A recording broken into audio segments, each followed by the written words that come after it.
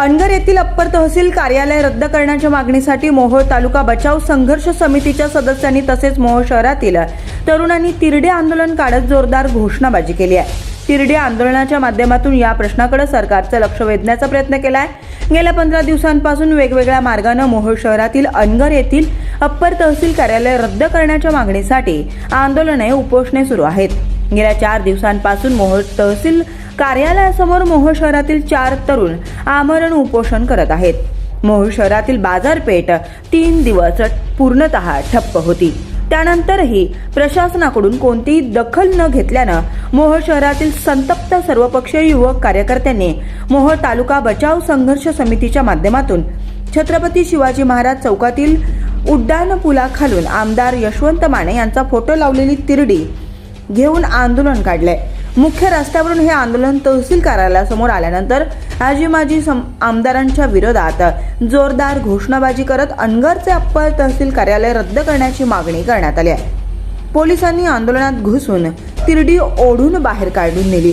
यावेळी मोहोळ शहरासह तालुक्यातील सर्वपक्षीय युवक कार्यकर्ते उपस्थित होते।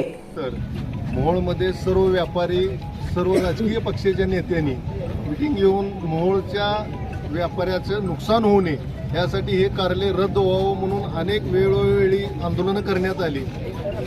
मोर्चे काढले, हे आंदोलन केले। आता आमच्या मोहोळचे 4 जण उपोषणाला बसलेले आहेत। व्यापाऱ्यांनी कडकडीत 4 दिवस बंद केला तरी या प्रशासनाला जाग आली नाही किंवा ह्या आमदार नाही हे कार्यालय तिथलं आम्ही रद्द करून मोहोळच्या जे व्यापाऱ्याचं नुकसान होणार आहे ते टाळण्यासाठी रद्द करावं अशी कुठलीही भूमिका न घेतल्यामुळे या मोहोळ तालुक्यातील सर्व संघटना असतील, आता यांनी सांगितल्याप्रमाणे वकील संघटना असेल, शेतकरी संघटना असेल व 4-5 पक्षाचे सर्व नेते, मग त्यात भाजप असेल, शिवसेना शिंदे गट असेल, शिवसेना उबाटा गट असेल, राष्ट्रवादी अजित पवार असेल, राष्ट्रवादी पवार साहेब गट असेल, त्या सर्व पक्षाचे, शेतकरी संघटनेचे सर्व नेते, सर्व तालुक्यातील सर्व विविध घटकातील वकील, डॉक्टर या सर्वांनी पाठिंबा, कामगार सगळ्यांनी देऊन सुद्धा अजून यांनी कुठलीही चौकशी किंवा यांना कुठलाही रद्दचा आदेश न दिल्यामुळं या आज इथं तिरडीचं आंदोलन करण्यात आलेलं आहे। याच्या पुढेही